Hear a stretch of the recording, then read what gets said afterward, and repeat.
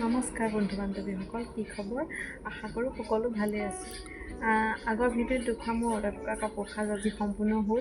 ভাবিলোঁ আপোনালোককো দেখাওঁ কেনেকুৱা হৈছে, এবাৰ চাওকচোন।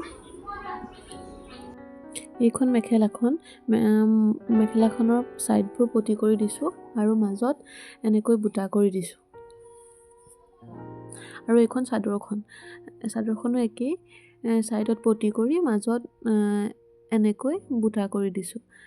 চাওকচোন, কালাৰবোৰ মিলাব পাৰিছোঁনে বাৰু জনাবচোন দেই কমেণ্ট কৰি।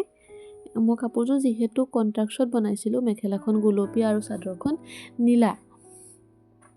কেনেকুৱা লাগিছে জনাবচোন দেই। যদি কাপোৰযোৰ ভাল লাগিছে লাইক কৰিব, কমেণ্ট কৰিব। আৰু যদি মোৰ চেনেললৈ নতুনকৈ আহিছে তেনেহ'লে চেনেলটো ছাবস্ক্ৰাইব কৰি দিব। আৰু যদি ফেচবুকত চাই আছে মোৰ পেজটো ফ'ল' কৰি দিব।